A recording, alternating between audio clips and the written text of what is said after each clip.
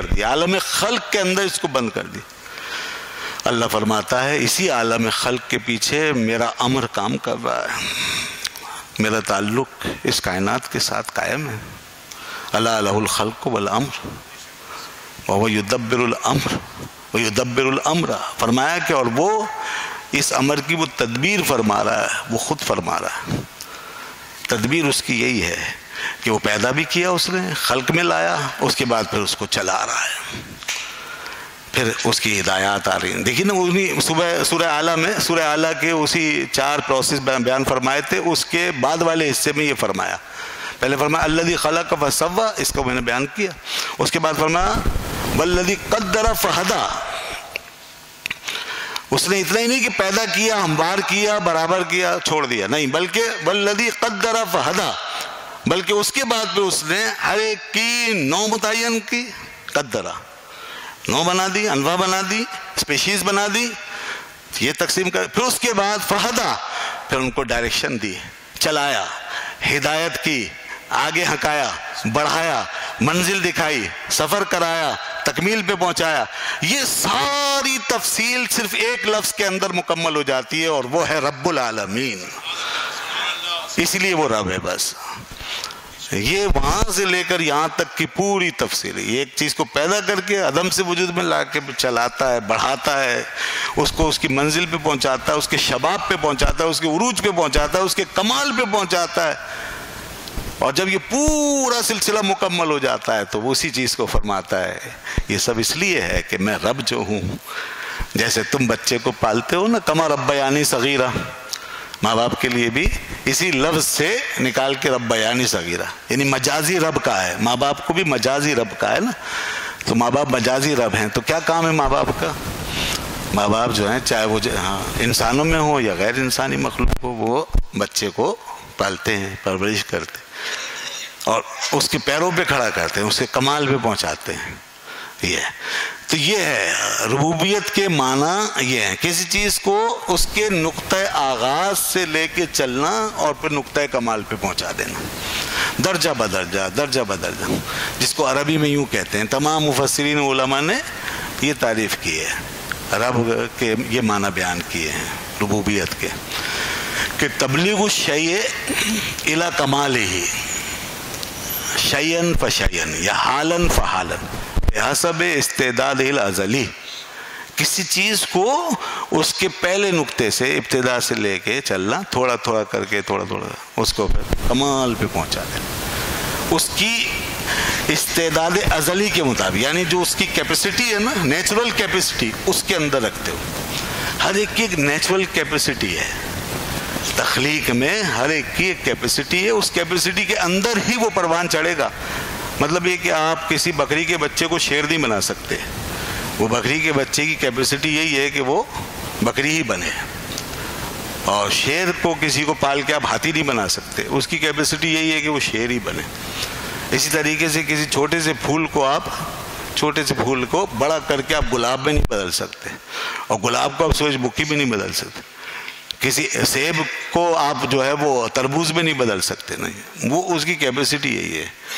ہر چیز کی ہے، وہ جو نوع فرمایا نا اللہ نے، میں نے نوعیں بنا دی ہیں، انواع بنا دی ہیں، تو یہ کیپیسٹی ہے۔ انہی انواع میں رہتے ہوئے چیزیں ترقی کریں گی، ارتقا کریں گی، اور وہ اپنے نقطہ عروج پہ پہنچ جائیں گے۔ اب آپ کا ہمارا رول اس کے اندر صرف اور صرف ایک بڑا معمولی سا ہوتا ہے، ظاہری سا ہوتا ہے، وہ بھی چند چیزوں کے حوالے سے جو ہماری ضرورت ہے۔ بچے کو ہم پال رہے ہیں تو صرف اس کو اوپر سے بس سنبھال رہے ہیں، باقی جو کچھ ہو رہی ہے نا گروتھ سب اسی کے ہاتھوں سے ہو رہے ہیں، وہ گروتھ ساری اس کے ہاتھ، آپ کے ہاتھ سے نہیں ہو رہے، وہ سب کچھ اسی کے ہاتھوں سے۔ اور یہ جو آپ سنبھال رہے ہیں یہ بھی اللہ ہی نے آپ کو توفیق دی اور اسی نے پیدا کیا، یہ بھی اسی کا مرہون منت، اس میں بھی آپ مستقل نہیں ہیں۔ یہ ہے اسی طرح آپ اگر ایک پھول لگاتے ہیں، پودا لگاتے ہیں، پھل لگاتے ہیں، باغ لگاتے ہیں، اس میں بھی آپ صرف ظاہری طور پہ ایک رول ادا کر رہے ہوتے ہیں، پانی ڈالنے کا، اس کو تھوڑا سا دیکھ بھال کرنے کا، باقی پالتا ہے بیج کو مٹی میں کون، علامہ اقبال نے کہا نا، پالتا ہے بیج کو مٹی میں کون دریاؤں کی موجوں سے اٹھاتا ہے سحاب، بادل کون دریاؤں کی موجوں سے اٹھاتا ہے سحاب، کون لایا کھینچ کر پچھم سے باد سازگار، یہ زمیں کس کی ہے، کس کا ہے یہ نور آفتاب، کس نے بھر دی موتیوں سے خوش ہے گندم کی جیب؟ کس نے بھر دی؟ کون ڈالے گا؟ کس نے بھر دی موتیوں سے خوش ہے گندم کی جیب؟ کس نے سکھلائی ہے موسموں کو خوئے انقلاب؟ یہ موسم کہاں سے آتے ہیں؟ کوئی تو ہے نا، وہی تو ہے جو نظام ہستی چلا رہا ہے، وہی خدا ہے، رب العالمین بتا دے، تبارک اللہ رب العالمین، برکت والا، اس میں برکت ہی برکت ہے۔ برکت کس کو کہتے ہیں؟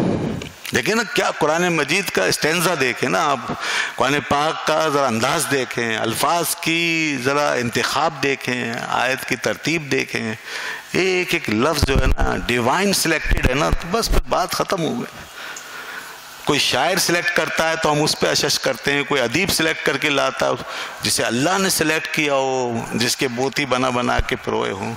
تبارک اللہ رب العالمین، پہلے فرمایا عالم کا نظارہ کرا دیا، یہ سب اس میں غور کرو، پھر تمہیں ہر جگہ کیا ملے گا؟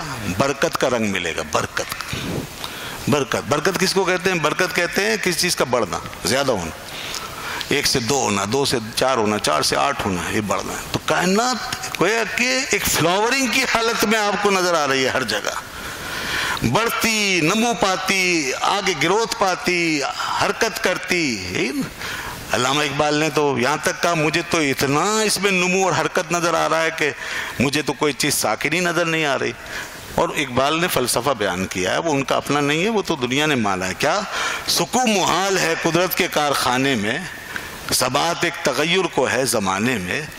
وہ کہتے ہیں سکو محال ہے، یعنی کوئی چیز ساکن ہی نہیں ہے، کوئی چیز ٹھہری ہوئی نہیں ہے، کوئی چیز رکی ہوئی نہیں ہے، جو ٹھہرا ہوا ہے وہ بھی متحرک ہے، ہر وقت حرکت میں ہے، ہر وقت حرکت میں۔ ہر چیز توانائی سے لبالب ہے، اس لحاظ سے بھی دیکھیں ہر چیز کے اندر ایک پوٹینشیلٹی ہے، توانائی ہے، وہ اندر سے چیخ رہی ہے مجھے باہر نکالو، مجھے باہر نکالو۔ 2 چیزوں کو رگڑ کے دیکھیں، توانائی پیدا ہونا شروع ہو جائے گی۔ تو اس طرح کائنات کے اندر ہر وقت ایک پوٹینشیل ہے، بہت بڑے بڑے پوٹینشیل ہے، توانائی بھری پڑی ہے، حرکت بھری پڑی ہے، اس کے اندر نمو ہے، گروتھ ہے۔ تو سکو محال ہے قدرت کے کارخانے میں، ثبات ایک تغیر کو ہے زمانے میں، یعنی یہاں پر ایک تغیر ہی ہے جو ٹھہر کے ساکن نظر آ رہا ہے، بس یہ سب متحرک۔ تو جب یہ چیز دیکھی نا آپ نے، یہ دکھا دیا قرآن نے، دکھانے کے بعد پھر فرمایا تبارک اللہ، دیکھو اللہ کتنا برکت والا ہے، کتنا برکت والا ہے، یہ اسی کی برکت ہے نا۔ یہ کائنات اس قدر لبالب ہے، لبریز ہے، تو کتنا برکت والا ہے۔ تو اب وہ رب العالمین نہیں ہے تو پھر کون ہے؟ فرمایا تبارک اللہ رب العالمین، بڑا برکت والا ہے وہ، سارے جہانوں کو پالنے والا۔ تو الا لہ الخلق والامر، میں بات کر رہا تھا خلق اور امر کی، عالم خلق اور عالم امر۔ دیکھا آپ نے کس طریقے سے عالم خلق وجود میں آیا ہے، اور اس کے پیچھے عالم امر وہ پورا اس کی بیک کے اوپر سوار ہے، اور کوئی شے جو ہے اللہ کی تدبیر سے آزاد نہیں ہے۔ ایک ذرہ بھی اپنی فنکشننگ میں، ایک کیڑا بھی اپنی حرکت میں، اس کی فنکشننگ اس کے چلائے بغیر نہیں چل رہا، اس کے روکے بغیر نہیں رکا ہوا۔ پہاڑ اگر کھڑے ہیں تو اس کے روکنے سے کھڑے ہیں، اور بادل اگر تیر رہے ہیں اور دوڑ رہے ہیں تو اس کے دوڑانے سے دوڑ، جس کو اس نے ٹھہرا دیا۔ ورنہ قیامت کے دن بہت کچھ متحرک ہو کر دکھائی دے گا، اور پہاڑ چلیں گے، اور جو کچھ ٹھہرا ہوا ہے وہ دوڑے گا، اور جو دوڑ پھر رہے ہیں وہ رکے ہوئے ہوں گے۔ یہ سب کچھ وہ اپنا دکھائے گا اس وقت جب قیامت ہوگی، تو پھر نظام سسٹم کو چینج کر دے گا ایک دم۔ یہی قیامت کا انقلاب ہے۔ تو اس کے پیچھے امر ہم، اسی لیے ڈارون اگر ایک قدم آگے بڑھ جاتا اپنے ارتقاء کے نظریے میں، اپنی بایولوجیکل تھیوری میں، اپنی بایولوجیکل ایولیوشن میں، اگر وہ تھوڑا سا آگے بڑھتا اور کہہ دیتا کہ یہ سب ایک تدبیر ہے، یہ سب ایک پیچھے چلانے والے کا کام ہے، تو وہ کافی حد تک اس کا نظریہ اسلامی ہو جاتا۔ پھر اس کے بالوں پر ہی درست کرنے پڑتے، باقی اس کی بنیاد صحیح ہو جاتی۔ مگر اس نے کہا یہ ایک آٹومیٹک سسٹم ہے، از خود چلنے والا نظام، خود کا نظام ہے، یہ اس نے کہا غلط ہو گیا۔ یہ قرآن اس کو نہیں مانتا، مسلمان اس کو نہیں مانتا۔ سب کچھ اللہ کے کرنے سے ہے، سب کچھ۔ الا لہ الخلق والامر، عالم خلق بھی اس کا ہے، عالم امر بھی اس کا ہے۔ انسان کی بے بسی کا عالم تو یہ ہے کہ نہ اس کی خلق پر قادر ہے نہ اس کے امر پر قادر ہے. دیکھیں نا، جو خلق ہے اس پہ کیا قدرت ہے انسان کی؟ کچھ بھی نہیں، سوائے اس کے کچھ چیزوں کو ملا جلا کر کے ایک نئی چیز بنا لی، بس کسی اور کیا. اور جو چیز بنی ہوئی ہے، دیکھیے ایک تو انسان یہاں عاجز آ گیا کہ کوئی چیز اگر نہیں ہے، معدوم ہے، تو اسے بنا نہیں سکتا، نہیں بنا سکتا. انسان پیدا نہیں کر سکتا، انسان عدم سے وجود میں نہیں لا سکتا. ساری کائنات بھی مل کے چاہے کہ عدم سے وجود میں نہیں لا سکتا. اور دوسرا، جو اس نے پیدا کر دیا ہے نا، اس کو مٹا نہیں سکتا، فنا نہیں کر سکتے. فنا کا مطلب کیا لے رہا ہوں میں؟ وجود سے دوبارہ عدم میں لے جاؤ، جیسا بننے سے پہلے تھی نا اس حالت میں لے جاؤ، اور مٹا دو نام و نشان اس کا، اور اسے کسی فارم، کسی شکل، کسی صورت، کسی بھی حیات میں مت رہنے دو. یہ نہیں ہو سکتا.